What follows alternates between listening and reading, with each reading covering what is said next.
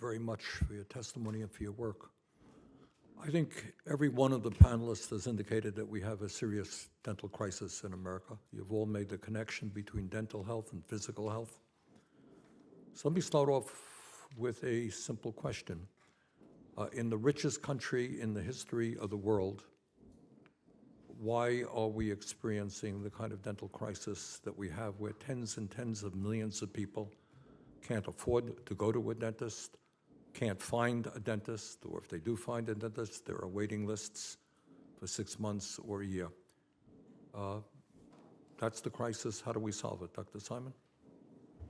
Dentistry has been separate from medicine since the first dental school was founded in Maryland in the 1840s. And since then, the separation of medicine and dentistry has spun off and continued to cause problems by the way it's upheld within our insurance structures, our education system, and the ways healthcare is delivered.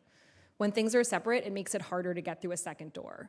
Americans already struggle to get healthcare in the first place. If we make it that they have to walk through one door and get to a smaller locked one, they are going to have a hard time doing it. Bottom line is dental care is healthcare, should be available to all as a right. Dental care is healthcare, and healthcare is a human right. Dr. Minta Jordan, what's your thoughts? I think there's been a lack of recognition of the cost savings that we could have if we were able to integrate oral health and medical, and certainly agree with Dr. Simon. We know, again, that periodontal treatment for people with diabetes has been shown to reduce overall health costs.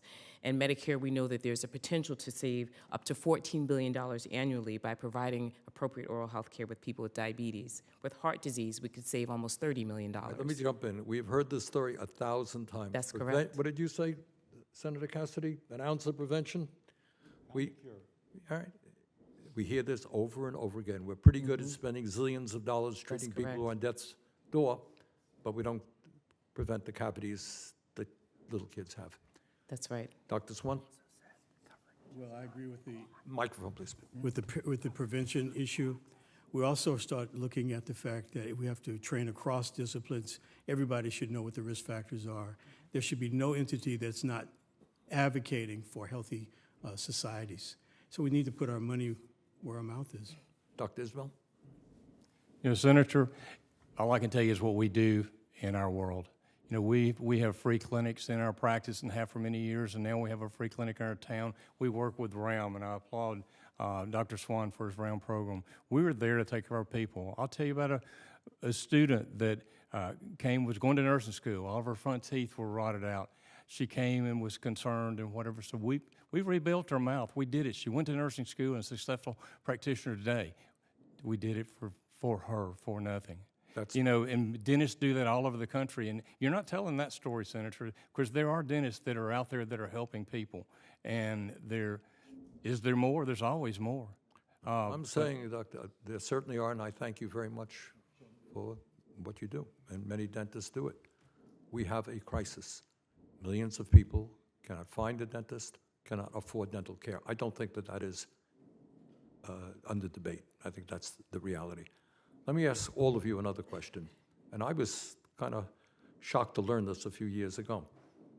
I talked to dentists who have graduated dental school, $300,000-$400,000 in debt.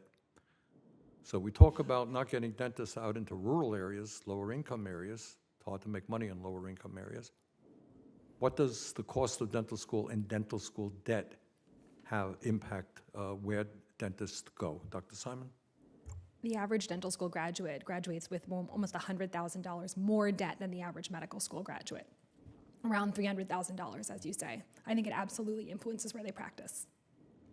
Okay. Yeah, Dr. I mean, I would agree with Dr. Simon. There's a crisis as to how we can afford education and the impact of the cost of education on the choices that professionals make when they go to provide care. It certainly impacts dentists and their ability to accept patients with Medicaid because of the low reimbursement rates, as well as the multifactorial costs that are inherent in having a dental practice. So part of what we have to address is the use of ancillary providers as well as a means of expanding access to care. Dr. Swan? I agree with the statements that have been made. NYU's tuition right now for 4 years is $700,000, whereas medical school tuition is zero because of some donation. So we see these students getting out. I had talked with a young doctor who's been practicing 7 years. He's got $600,000 in debt. He's frustrated. He doesn't know what to do. He can barely make it. So I think that's one issue. Another issue is putting more emphasis on reimbursement rates, especially around prevention. Good. Dr. Isbell? Yes, I agree with that statement too. It's scary. The average right now, they say, is 262,000, but I know many students with much higher than that. So it's a challenging situation. Then where do they go? You know, the big deal is to give them an opportunity into residencies, and if we could have some form, and there's legislation in front of you to possibly, if there could be just a halt on it. They're not asking for forgiveness. They're asking for just to be able to go to residency and train where they can have access to care and treat patients. And then really, if we could develop programs to get our dentists into rural areas. I know in our state that's something we've worked hard at and we're having some success, but getting students from the beginning that are planning to go back into the rural areas to take, because our citizens deserve that, Senator. Well, let me just, my time has expired, but just, I would also think, not only if I graduated medical school, dental school with hundreds of thousands of dollars in debt, that's one thing.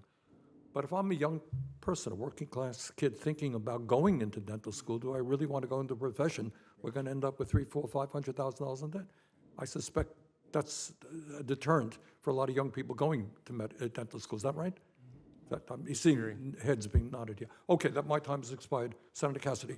Thank you.